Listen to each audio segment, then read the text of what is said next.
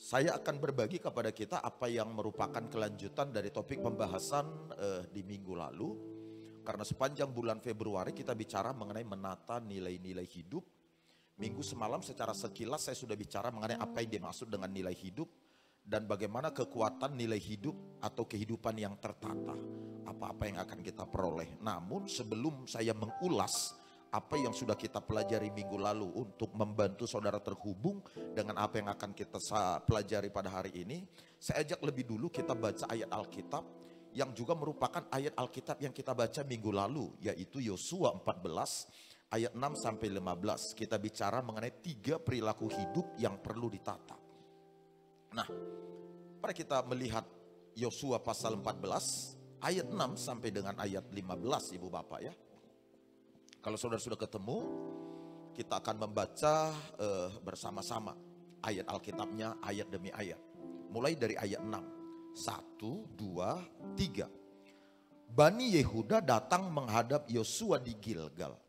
Pada waktu itu berkatalah Kaleb bin Yefune, orang Kenas itu kepadanya, engkau tahu firman yang diucapkan Tuhan kepada Musa abdi Allah itu tentang aku dan tentang engkau di Kades Barnea. Terus, aku berumur 40 tahun ketika aku disuruh Musa hamba Tuhan itu dari Kades Barnea untuk mengintai negeri ini.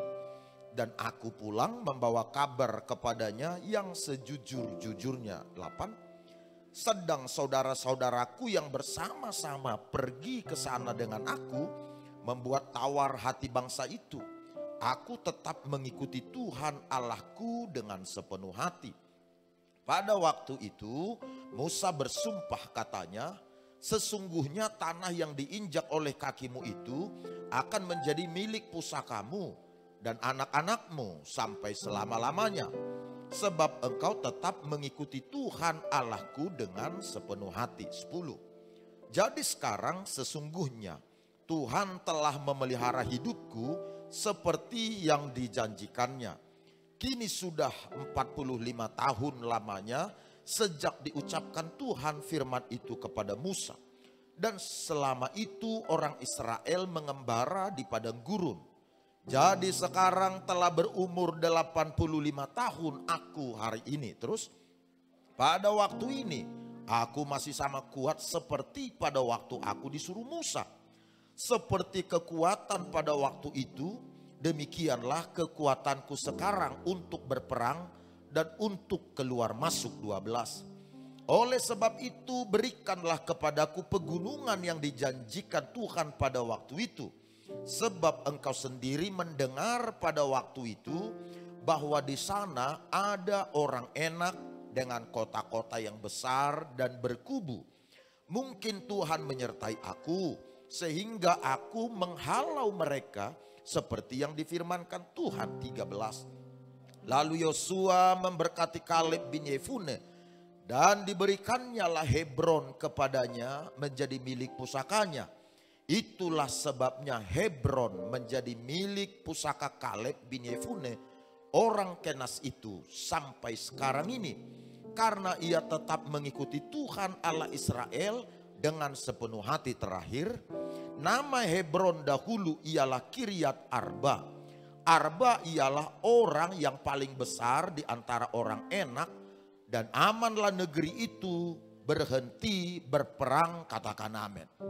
Nah, minggu lalu kita telah belajar banyak dari kehidupan Kaleb sebagaimana yang disampaikan melalui ayat bacaan kita yang kita baca kembali pada hari ini, yang kita baca juga pada minggu yang lalu. Nah, dikatakan dalam ayat Alkitab yang kita baca itu bahwa Kaleb ini adalah seorang yang memiliki hidup yang tertata. Kaleb adalah orang yang memiliki nilai-nilai yang benar, nilai-nilai hidup yang selaras dengan nilai-nilai kebenaran atau nilai-nilai kerajaan Allah. Nilai-nilai hidup yang dibangun atau yang dimiliki oleh Kaleb adalah nilai-nilai yang sesuai dengan apa yang Tuhan kehendaki. Memiliki hidup yang tertata sebagaimana yang dibicarakan dalam ayat Alkitab ini mengenai Kaleb, Itu berbicara atau mencakup mengenai mengelola waktu dengan baik. Bukan hanya mengelola waktu dengan baik, dengan efisien, tetapi juga memperlihatkan tingkah laku yang terkendali. Kemudian juga memiliki hidup yang produktif, yakni hidupnya memberi buah-buah yang manis yang bisa dikecap atau dinikmati oleh banyak orang. Kemudian di samping produktif, kegiatan-kegiatan yang dikerjakan oleh Kaleb adalah kegiatan-kegiatan yang selaras dengan nilai-nilai kebenaran, dengan maksud dan tujuan Allah menciptakan atau mengizinkan Kaleb terlahir. Ini nilai-nilai hidup atau hidup yang tertata yang dapat kita lihat dari seorang yang bernama Kaleb. Kemarin kita sudah bicara mengenai apa yang dimaksud dengan nilai hidup, Ibu Bapak. Saya ulang sedikit lagi untuk menyegarkan ingatan kita soal nilai hidup itu. Nilai hidup artinya adalah apa yang bernilai bagi kita. Apa yang kita anggap yang paling penting bagi kita. Itulah yang disebut dengan nilai hidup kita. Kalau yang penting bagi kita adalah kesenangan atau pesta pora, maka bersenang-senang itulah yang terutama bagi saudara. Itulah nilai saudara.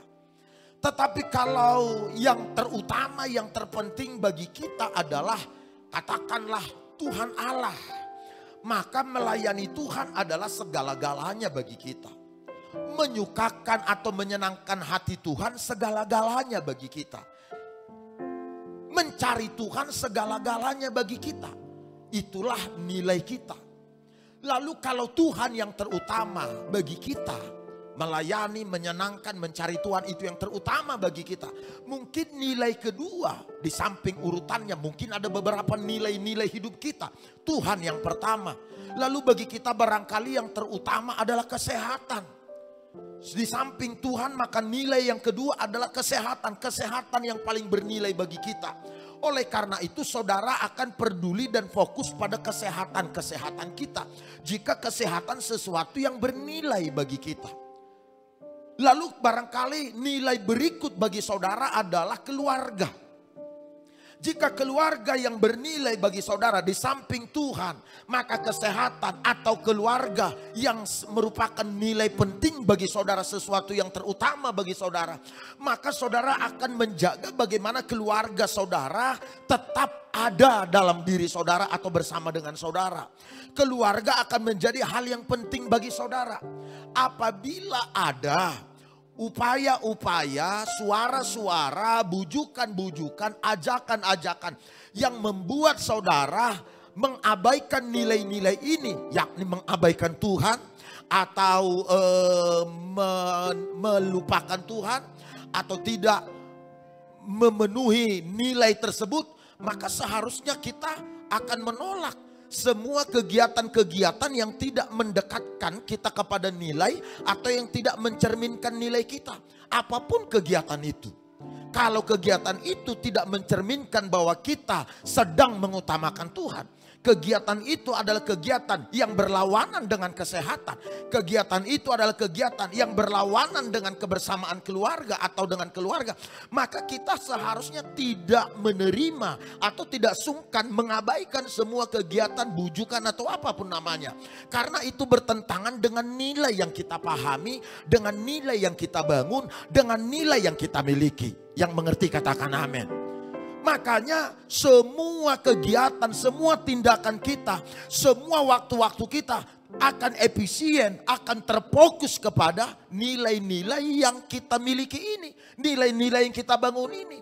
Nah, nilai-nilai itu sendiri bisa berubah, Ibu Bapak.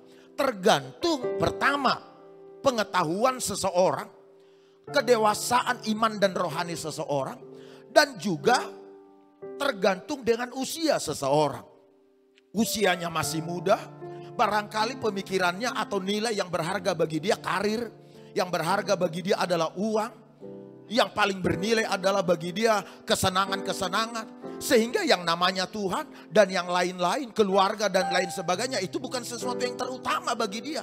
Makanya cenderung dia mengabaikan karena itu bukan hal yang bernilai. Tapi kalau ada yang namanya kesenangan, yang ada namanya karir dan lain, dia kan fokus di sana. Yang lain dia lupakan. Mungkin itu karena usianya masih muda atau mungkin karena pengetahuannya masih dangkal. Tetapi seiring dengan bertumbuhnya imannya, bertambahnya pengetahuannya, pengenalannya akan Tuhan, maka nilai yang dibangun harusnya semakin selaras dengan nilai-nilai kerajaan Allah.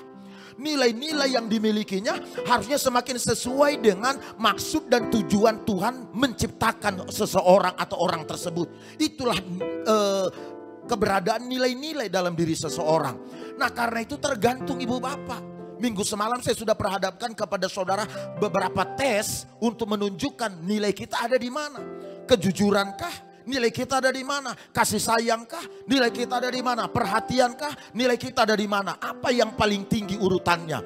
Semua nilai-nilai tersebut itulah yang harusnya saudara jaga. Tindakan kita, waktu kita, kegiatan kita, semuanya harus mengarah kepada nilai-nilai itu. Sebuah perusahaan, sebuah keluarga, sebuah gereja akan bertahan apabila dia fokus kepada nilai-nilai itu. Tergantung nilai yang kita bangun apa, itu tadi. Di gereja kita ini ibu bapak, nilainya adalah menjadi gereja yang sehat dan kuat.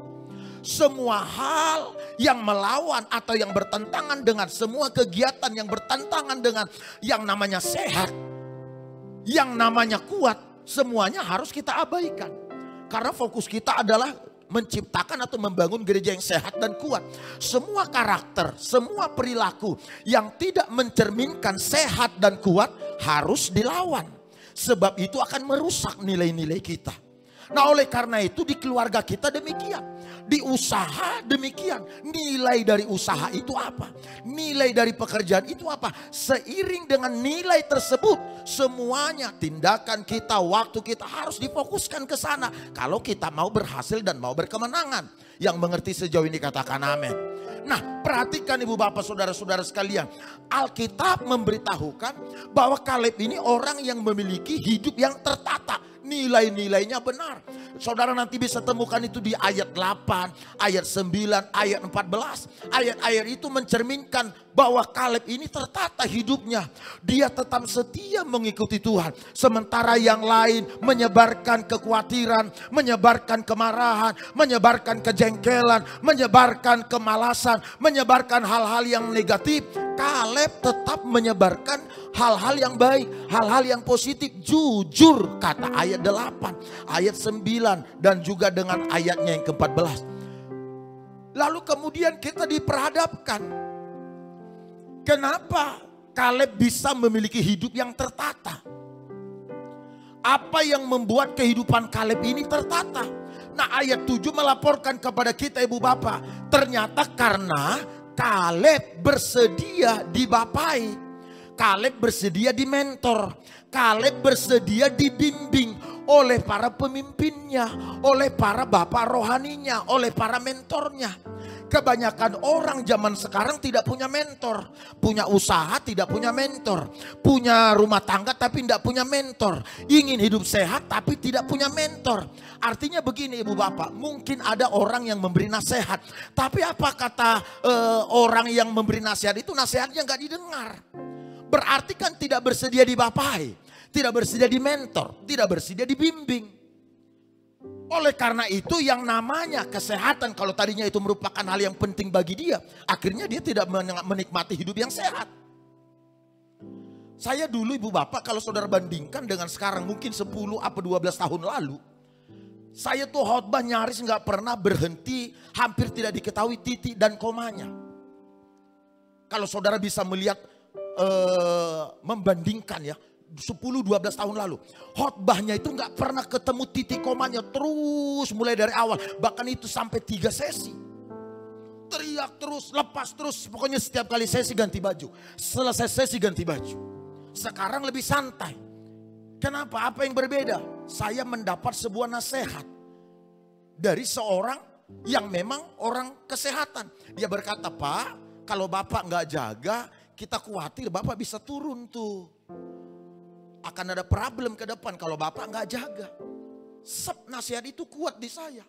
Lalu saya berupaya beradaptasi. Itu artinya kita membiarkan diri kita dibimbing. Kita membiarkan diri kita dinasehatin. Kita membiarkan diri kita dimentor. Nah, di kehidupan sehari-hari banyak begitu Ibu Bapak. Tidak bersedia dibapai, tidak bersedia. Sehingga tidak ada yang memberi pengawasan. Tidak ada ruang bagi para pemimpin untuk mengingatkan. Ini sudah keliru ini sudah keluar dari kebenaran.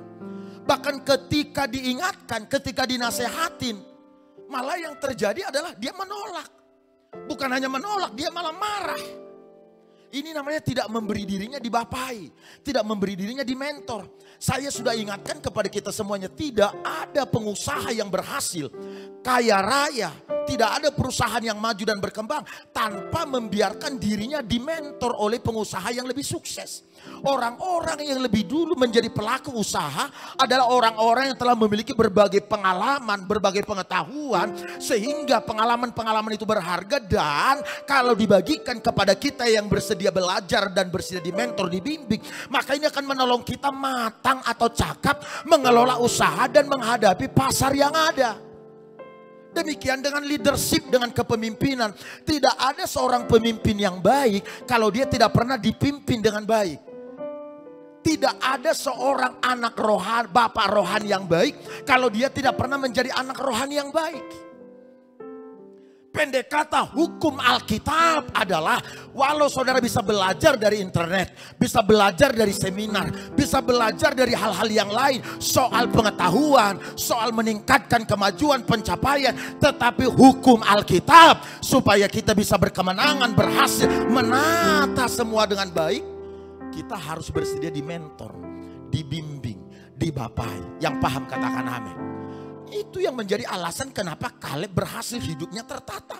Ada pemimpin yang mengingatkan, ini salah loh, ini gak benar loh. Yang namanya diingatkan, yang namanya diarahkan itu kadang-kala gak nyaman buat kita.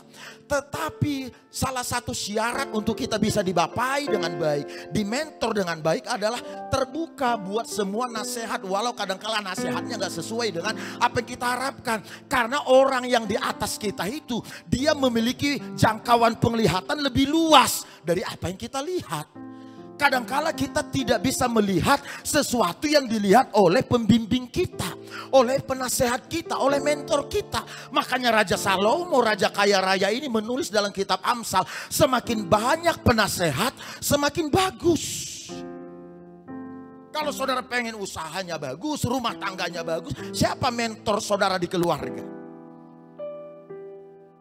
Kalau saudara ingin bagus usahanya, siapa mentor saudara dalam usaha itu? Kalau saudara ingin berhasil dalam kepemimpinan atau meraih impian, siapa mentor saudara yang menjadi motivasi bagi saudara?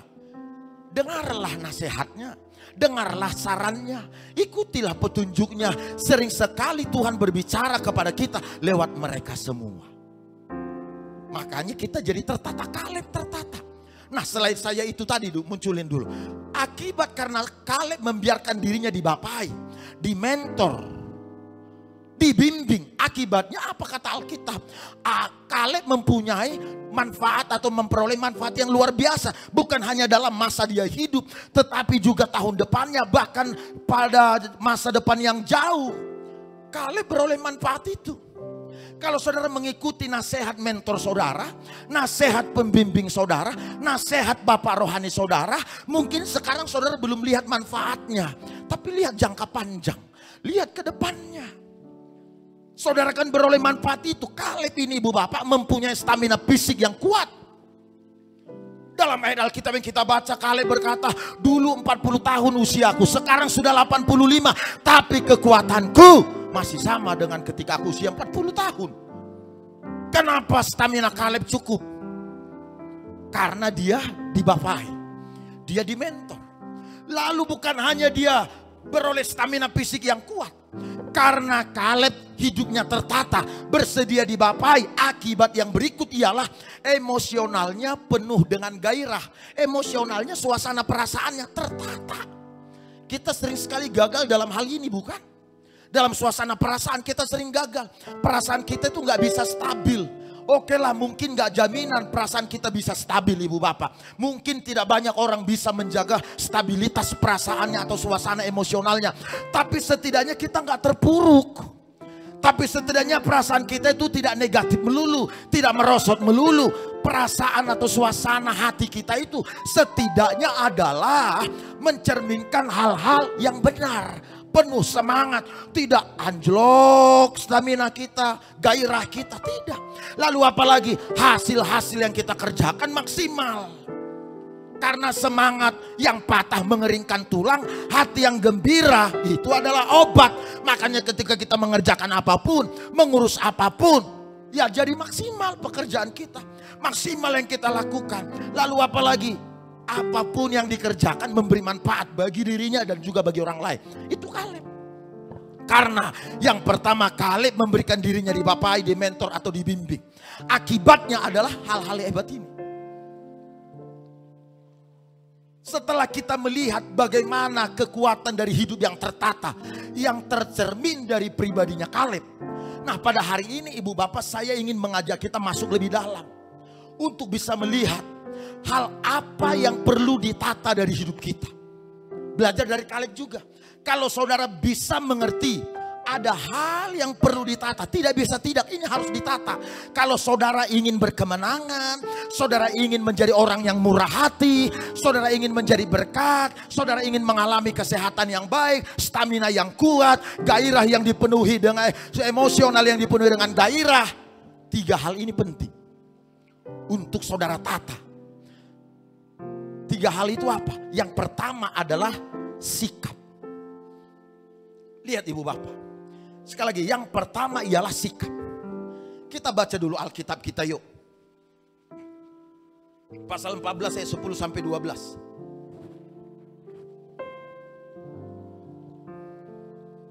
Ayat 10 sampai 12. Apa kata Alkitab? Mari kita lihat. Ayat 10 sampai 12. Bersama-sama ya, 2, 3 ya. Jadi sekarang sesungguhnya Tuhan telah memelihara hidupku seperti yang dijanjikannya. Kini sudah 45 tahun lamanya sejak diucapkan Tuhan firman itu kepada Musa. Dan selama itu orang Israel mengembara di padang gurun. Jadi sekarang telah berumur 85 tahun aku hari ini. 11. Pada waktu ini aku masih sama kuat seperti pada waktu aku disuruh Musa. Seperti kekuatanku pada waktu itu, demikianlah kekuatanku sekarang untuk berperang dan untuk keluar masuk. Sampai di situ dulu ibu bapak. 10 sampai 11. Dengar baik saudara-saudara. Ini bicara mengenai bagaimana sikap Kaleb.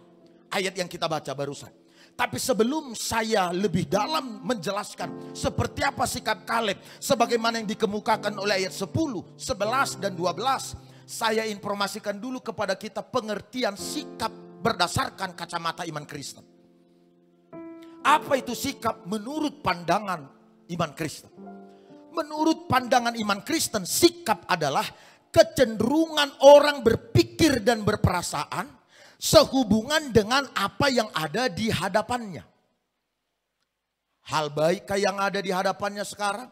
Hal burukkah? Masalahkah? Bagaimana dia berpikir, bagaimana perasaannya ketika berhadapan dengan hal-hal tersebut. Itulah sikap. Yang ngerti katakan amin. Oke, lanjut lagi. Pengertian sikap itu ternyata adalah keadaan pikiran seseorang. Saya ulang sekali lagi. Keadaan pikiran seseorang. Apakah ini buruk, apakah baik? Karena sikap itu relatif. Keadaan pikiran seseorang terhadap apa yang dia percaya dan yang dia biarkan mempengaruhi seluruh hidupnya. Itulah sikap. Apa yang kita percaya, yang kita biarkan mempengaruhi diri kita, itulah sikap. Kalau yang kita percaya adalah yang negatif, yang kita percaya adalah yang buruk, lalu kita membiarkan yang negatif, yang buruk ini mempengaruhi diri kita, maka itulah sikap kita, yaitu buruk atau negatif. Kalau yang kita percaya adalah walau kita mendengar yang buruk, yang negatif, tapi kita percaya yang positif. Dan kita tetap membiarkan pengaruh positif terekspresi lewat hidup kita. Itulah sikap kita, yaitu positif. Yang paham katakan amin. Nah, sikap ini Bapak Ibu Saudara, apakah baik, apakah buruk, karena dia adalah relatif, ini biasanya akan terekspresi atau akan kelihatan di permukaan melalui cara kita bertindak, berbicaranya kita, bahkan juga penampilan kita. Ini akan terekspresi, akan tampak ke permukaan. Untuk saudara terlihat bahwa saudara menghormati seseorang, maka sikap hormat saudara itu akan tampak melalui tindakan kita, melalui cara kita berbicara. Itu akan memperlihatkan sikap kita terhadap orang tersebut. Kalau kita ingin diketahui orang bahwa kita mengasihi dia, benar-benar mengasihi dia, sikap kita, cara kita berbicara tentang orang itu, tindakan kita terhadap orang itu akan memperlihatkan sikap kasih kita terhadap orang itu.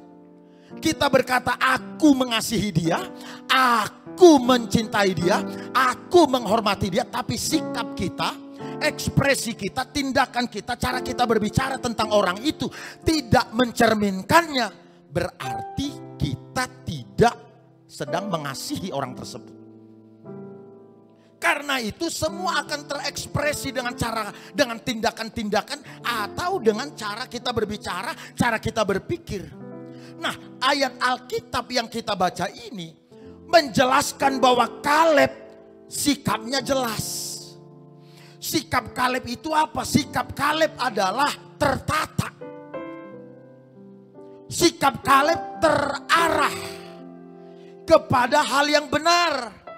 Sikap Kaleb ini positif, optimis. Itulah sikap hidup Kaleb yang tercermin lewat nats yang kita baca. Bagaimana kita tahu bahwa Kaleb ini memiliki sikap yang positif, optimis? Perhatikan kalimatnya saudara-saudara. Ayat 11. Kita baca sama-sama sekali lagi yuk, ayat 11. 2, 3, ya. Pada waktu ini aku masih sama kuat seperti pada waktu aku disuruh Musa. Seperti kekuatanku pada waktu itu, demikianlah kekuatanku sekarang untuk berperang dan untuk keluar masuk. Tahu saudara, pada waktu ini aku masih sama kuat. Pada waktu ini berarti berapa usia Kaleb? 85 tahun. Sekali lagi ayat 10 menjelaskan, sekarang aku sudah 85 tahun kata Kaleb. Tapi pada waktu ini kekuatanku masih sama seperti waktu aku disuruh Musa mengintai negeri perjanjian. Pada waktu Kaleb disuruh Musa mengintai negeri perjanjian, usianya berapa? 40 tahun. Dicatat dalam ayat 7. Coba. Saudara, siapa yang pernah lihat orang yang berusia 85 tahun? Boleh? Oke, ada. Oke, puji Tuhan. Saya bandingkan dengan ibu saya. Masih 80-an. Ngangkat tangan saja sudah susah. Makan saja sudah sulit. Berdiri pun sudah tidak mampu. Oke, mungkin gak semua seperti itu orang usia lanjut. Saudara pernah ketemu orang 85 tahun, tapi kekuatannya sama seperti 40 tahun? Pernah? Saya ingin membuat saudara memahami Alkitab ini. Tapi kalau kemudian Kaleb berkata sekarang usiaku 85 tahun, tapi kekuatanku masih sama dengan 40 tahun. Itu bicara kekuatan sikap Kaleb yang muncul. Sikap Kaleb sangat kuat. Walau secara fisik dia sudah 85, tapi Kaleb tidak mau mengakui fakta, menerima fakta, bahkan membiarkan fakta mempengaruhi dirinya. Seolah-olah aku ini sudah tua. Aku tak bisa berbuat apa-apa. Sudah tak lama lagi aku ini. Kaleb gak lakukan itu. Dia tahu dia sudah tua. secara fisik, secara fakta. Dia sudah tua, 85. Bahkan para teman-teman sebayanya Kaleb semua sudah habis. Hanya Yosua tinggal, Kaleb dan Yosua tinggal. Yang lain sudah meninggal. Tapi Kaleb bisa berkata kekuatanku masih sama dengan ketika 40. Itu artinya Kaleb ini orang yang punya sikap positif dan optimis. Karenanya yang terpenting bukan apa yang ada di depan Bapak Ibu. Yang terpenting bukan apa kata fakta. Yang terpenting adalah bagaimana sikap kita terhadap fakta atau apa yang di depan mata. Masalahku besar Pak Pendeta. Persoalanku gak berhenti-berhenti, habis yang satu datang lagi. Bahkan belum selesai sudah datang lagi. Itu fakta. Yang menentukan saudara menang atas semua yang datang silih berganti musim demi musim adalah sikap kita terhadap semua fakta itu. Walau masalahnya besar, masalahnya berat. Dengar, kalau sikap saudara berkata, masalah hanya seukuran cara pandang. Saya ulang sekali lagi. Masalah hanya seukuran cara pandang. Orang berkata masalahku berat, masalahku besar. Akan ada lagi orang yang berkata lebih besar masalahku, lebih berat masalahku. Akan ada lagi orang berkata masalahku yang jauh lebih berat, nggak apa-apa masalah kalian. Berarti kan hanya ukuran cara pandang. Bagi seseorang hujan itu bisa masalah. Tapi bagi orang lain, bagi para petani hujan itu bisa sesuatu yang didoakan, yang didambakan dan dinanti-nantikan bahkan. Berarti masalah itu hanya seukuran cara pandang. Saudara memandang masalah besar maka besarlah masalah itu. Saudara memandang persoalan berat maka beratlah persoalan itu. Namun pada dasarnya sikap kitalah yang terpenting. Yang ngerti tepuk tangan bagi Tuhan Allah. Sekali lagi tepuk tangan yang baik. Sikap kita yang penting. Penduduk Hebron ayat 15. Itu orang-orang enak Pak. Orang enak itu bukan kalimat menjelaskan lezatnya sebuah makanan. Enak itu sebuah suku. Yakni suku-suku Goliat. Yang tingginya 2 meter lebih. Itu penduduk orang-orang enak. Penduduk Hebron. Tapi walau Kaleb sudah usia 85. Dia masih bilang aku masih bisa merebut Hebron. Karena Tuhan menyertai aku. Hebat bukan? Aduh, coba lihat. Dengar baik ibu bapak. Kaleb berkemenangan dan bisa menduduki Hebron. Merebut negeri Hebron. Mengalahkan musuh-musuhnya yang besar sekalipun. Hanya dengan satu modal. Sikap. Jadi hal terpenting yang harus kita tata dalam hidup kita. Supaya kita bisa menjadi murah hati. Supaya kita bisa menjadi berkat. Kita berkemenangan. Kita sehat, berumur panjang. Keluarga kita berhasil. Rumah tangga kita bahagia. Usaha kita pun berhasil berjalan baik. Sikap. Ini yang terutama. Sikap. Hubungan-hubungan saudara supaya awet. Sikap. Jadi hal terutama yang perlu ditata dalam hidup kita. Sikap. Kenapa? Coba lihat. Sikap itu lebih penting dari fakta. Tadi saya sudah ulang. Saya sudah ulas sekilas. Tapi tolong dengar. Ada sebuah penelitian. Ini menarik. Sebuah penelitian yang dilakukan oleh seorang profesor psikologi di University of Pennsylvania. Namanya Profesor Martin Seligman. Coba kita lihat apa yang dilaporkan oleh profesor ini setelah dia melakukan penelitian mengenai sikap. Ini kata profesor itu. Orang yang memiliki sikap positif berkinerja lebih baik 40% dibanding mereka yang berpandangan negatif atau pesimis. Soal kinerja saja ibu bapak. Sekali lagi soal kinerja, Kalau dia punya sikap positif, dalam hal kinerja dia pasti lebih baik 40%. Itu kontribusi sebuah sikap positif. Dia punya keterampilan hebat. Cepat dia kerja.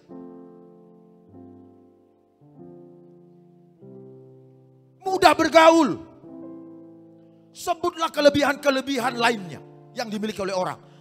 Tapi ketika sikapnya negatif, semua nilai lebih yang dimilikinya akan meredup.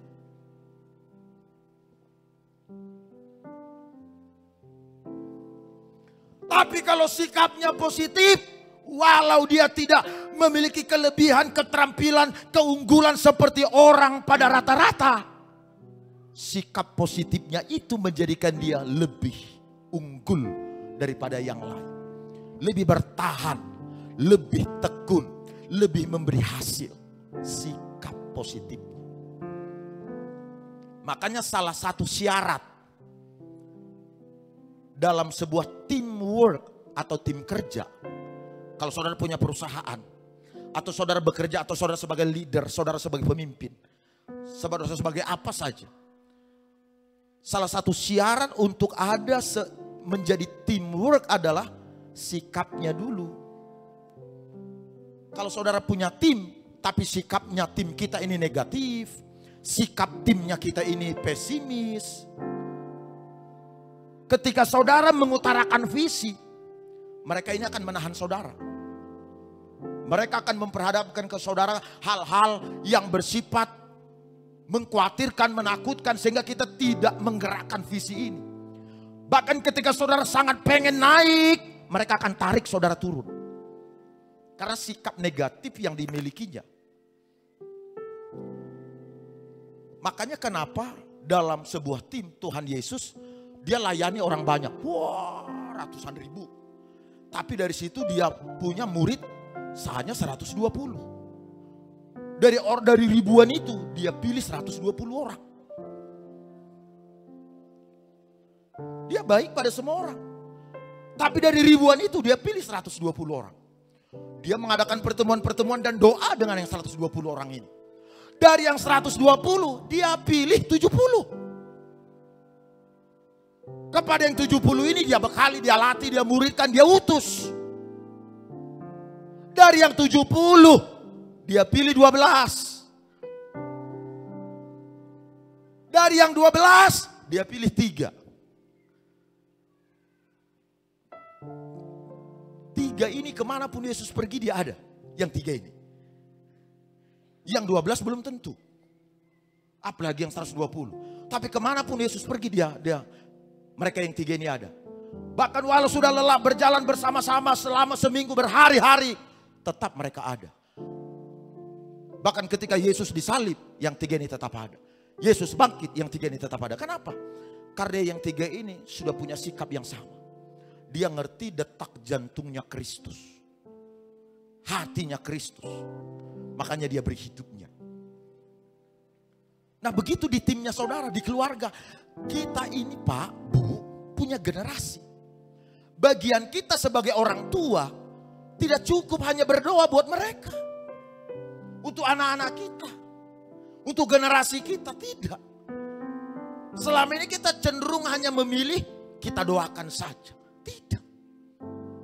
Salah satu hal yang mulai melemah yang dilakukan oleh para orang tua milenial ini adalah kita tidak menanamkan nilai-nilai pada generasi kita. Tidak banyak orang menanamkan nilai itu terus. Sehingga anak-anak kita bertumbuh tanpa mengerti nilai hidup.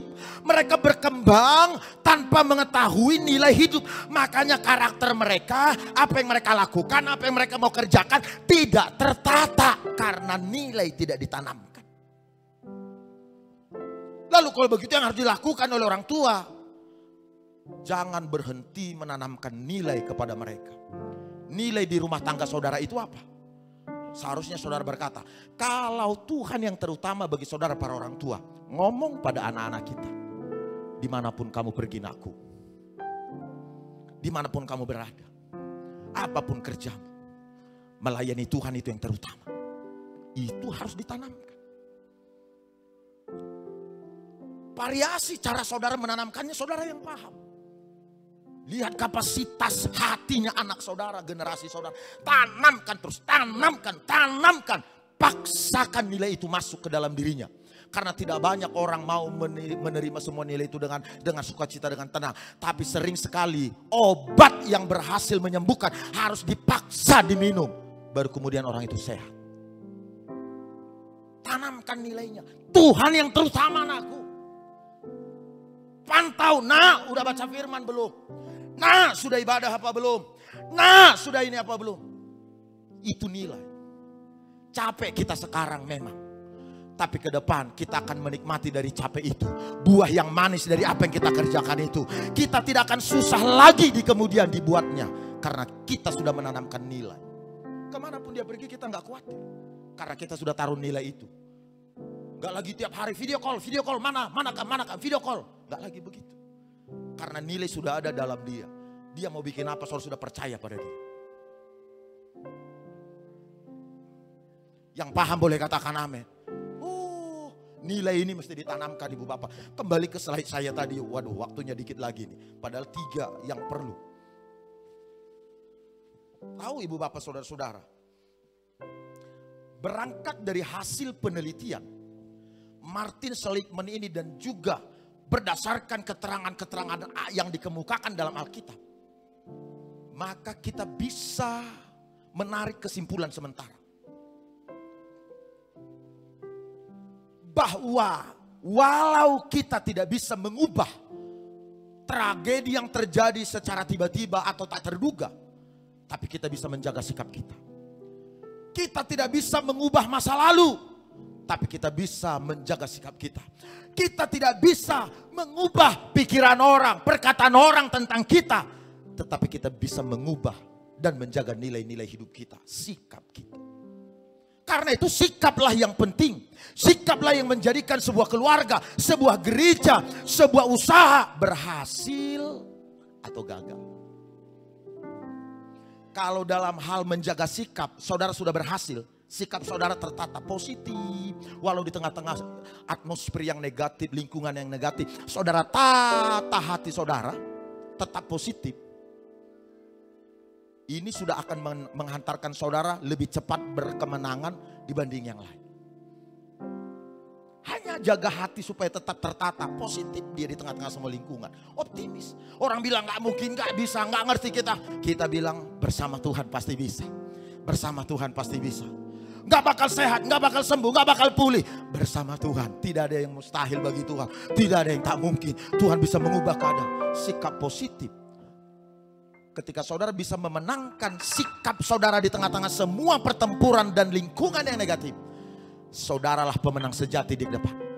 Kenapa sebelum seseorang bertarung di arena ring tinju atau di lapangan pertandingan harus ditata dulu mentalnya. Dipastikan dulu para pemain-pemain ini adalah memiliki mental pejuang, mental petarung, mental pemenang. Kenapa? Karena kemenangan yang pertama terjadi sebelum masuk di arena pertempuran atau di gelanggang pertandingan atau di lapangan olahraga. Ketika dia menang di luar lapangan, di lapangan dia mudah memenangkan pertempuran atau pertandingan.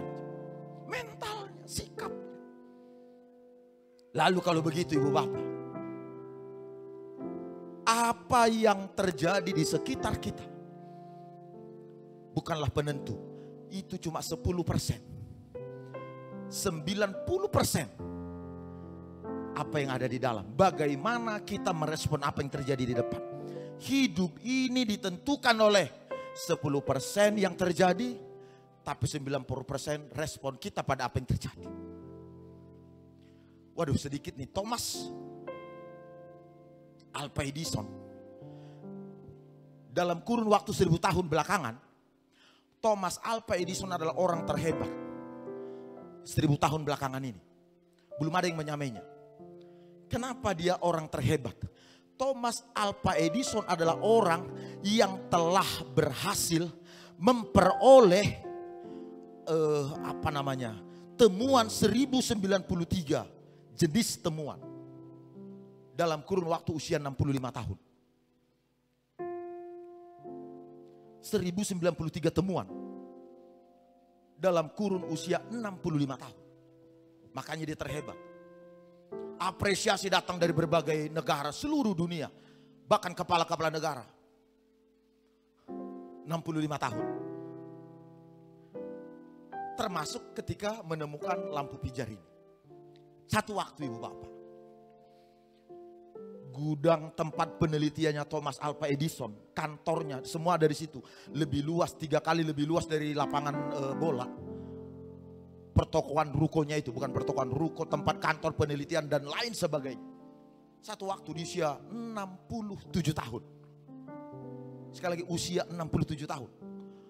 Tempat perkantoran penelitian terbakar habis.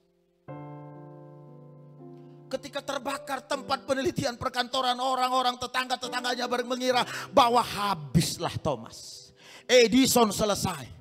Edison tidak lagi akan dikenal dan lain sebagainya. Orang berteriak, api besar sekali apinya. Gak ngerti kita bagaimana peristiwa kebakaran itu terjadi. Lalu Thomas Alva Edison bersama dengan anak-anaknya keluar. Lalu datang dan kemudian melihat bagaimana api atau si jago merah melalap habis perkantoran dan juga tempat penelitiannya. Saya bisa bayangkan, disitulah masa depan dan hidupnya Thomas Alva Edison sebenarnya. Tapi apa yang dilakukan oleh Thomas Alva Edison? Ketika orang berteriak Thomas, semua orang menangis, turut terharu, empati atas tragedi yang terjadi. Thomas tidak menangis seperti mereka. Yang Thomas lakukan adalah dia panggil, "Nak!" Dia panggil anaknya yang menemani dia. Cepat panggil mama, nakku, cepat panggil mama. Karena dia tidak akan pernah melihat api sebesar ini kalau bukan sekarang. Panggil mama, cepat. Supaya dia bisa lihat api yang besar ini. Orang mengira Thomas sudah stres pada kala itu. Tapi yang dilakukan Thomas, ucapannya, perkataannya, tindakannya menjelaskan sikap Thomas yang ada di dalam. Positif. Bisa dong, dia habislah sudah. Habis sudah ini terbakar, habis sudah. Thomas gak lakukan itu. Positif. Lalu seorang wartawan wawancara. Apa yang akan Bapak lakukan setelah peristiwa kebakaran hebat ini? Thomas kembali memperlihatkan sikap hebat yang ada di dalam Thomas itu. Dia berkata, walau usia sudah 67 tahun. Aku belum terlalu tua untuk memulainya kembali.